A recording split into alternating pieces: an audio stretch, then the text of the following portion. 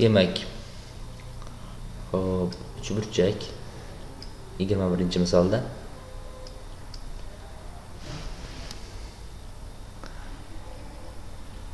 A, B, S.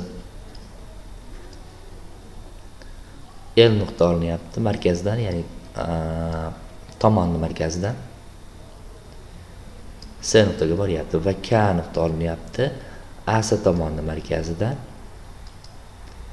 Demak, bular medianalar. Qo'rqmasdan ayta olamiz. Bizda S, G, K, S 8 ga teng. G nuqtada kesishyapti. G, K, S. Demak, mana bu yer 8 ga teng. A, D, G, K so'ralyapti. Demak, A, D, menimcha mana bu L demoqchi, D emas, L. Shunda A, L, G, K so'ralayotgan bo'ladi-da. Yani bo'yab qo'yibdi o'zlari mana. Mana shu soha bo'yalyapti. Shu so'ralyapti. Endi nima edi?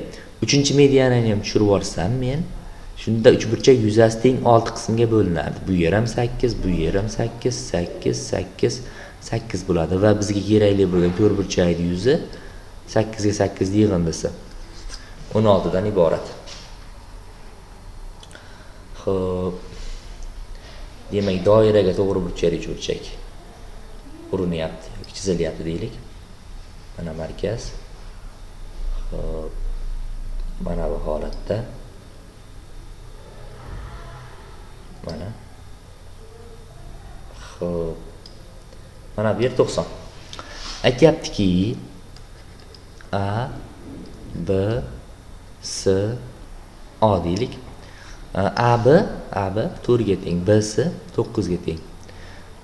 Burchak 90 gradusga teng. Bo'yalgan sohaning yuzini toping, pi ni demak 3 deb oling deb hisoblabdi.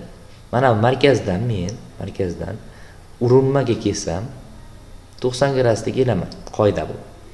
Va bu aylan radiusi bo'lyapti va qo'shimchasiga bu to'g'ri burchakli uchburchakni to'g'ri burchakdan chiqqan balandlik bo'lyapti. U ajratgan kesmalar bo'lyapti. Demak, h ning ildizosida ajratgan kesmalar ko'paytmas edi. Demak, h o'rniga r qo'yishim mumkin. Sabab shu. Ildizosi 4 kara 9. Demak, 6. Radiusimiz chiqdi.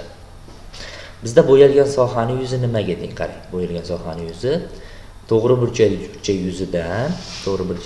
yuzidan mana bu 90 gradusli sektor yuzini ayirib tashlaganimga teng-da.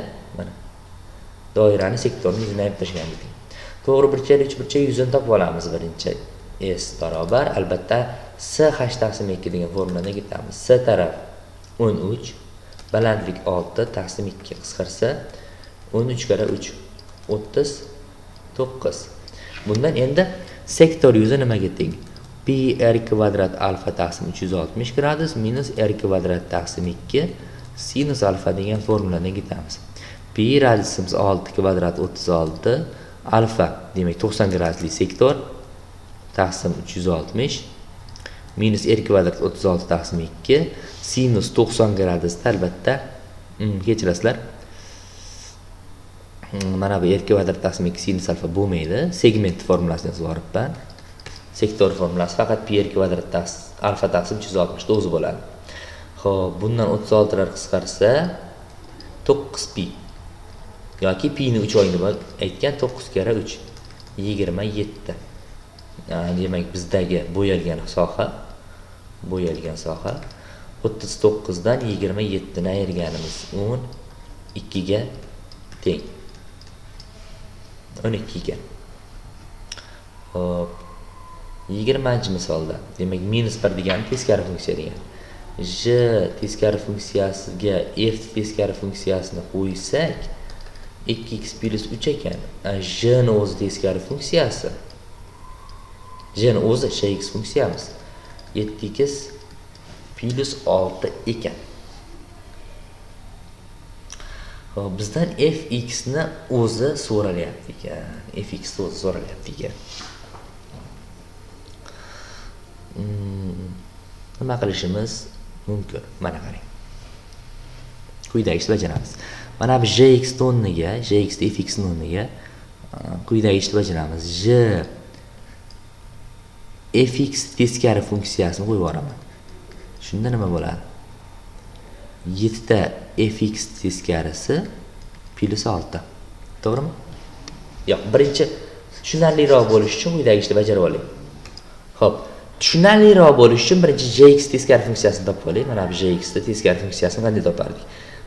Demak, x ni topib y bilan almashtirib bersak teskari funksiya bo'lardi. Ya'ni bu yerdan x topsam nima chiqadi hozir?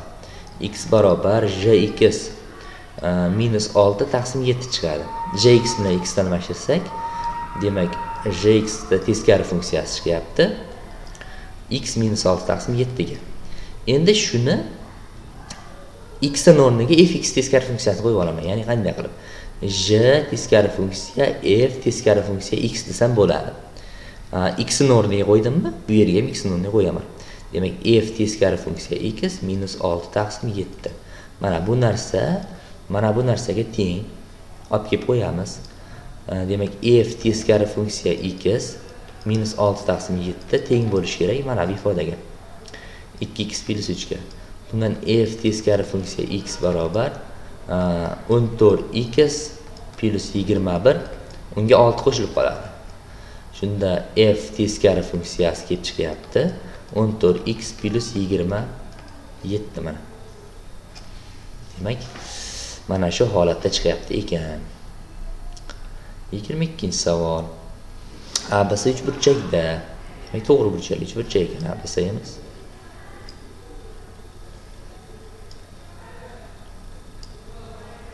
A B C D nuqta olinyapti. Burchakni teng ikkiga bo'lyapti chizmaga ko'ra. Mana bunday holatda. Bitta. Endi 90 BD tur, BD emas. Demak, mana bu qism tur. DS to'rilzosi 2, demak mana bu qism to'rilzosi 2. D nuqta biz sektrisalar kesishgan nuqtasi ekan. Hop. BS ni topishimiz kerak. BS asosini biz topib qo'yishimiz kerak bo'lyapti. To'g'ri burchakli uchburchakni biz sektrisalar kesishgan nuqtasi. Demak, mana bu burchakni topib olishim mumkin men bemalol. Sababi mana 90 ga qo'shsam 2 ta alfani va 2 ta betani. 2 ta alfa plus 2 ta beta 180 bo'lishi kerak. ABC uchburchak uchun. Bundan alfa plus beta bemalol 45 ligini topsangiz bo'ladi. Endi mana ikkovining yig'indisi 45 bo'lsa, mana bu D burchagimiz 135 bo'lishi kerak. BDC uchburchak uchun. Bo'ldi, mana shu yerga kosinus teoremasini qo'llaymiz. Demak, BC ni kvadrati teng 4 ni kvadrati plus 4 ilzosi 2 ni kvadrati minus 2 4 4 ilzosi 2 kosinus 135 ta minus ilzosi 2 taqsim 2 ga erishadi. Bu cho'q qisqarib ketaveradi. BC ni kvadrati barobar, demak 3 ko'paygan 16, mana bu ikkovining yig'indisi plus 2 ko'paygan 16 yoki bo'lmasa 5 ko'paygan 16 deyishimiz mumkin. Ildiz olsak esa BC teng 4 ildiz ostida 5 degan natijaga erishamiz.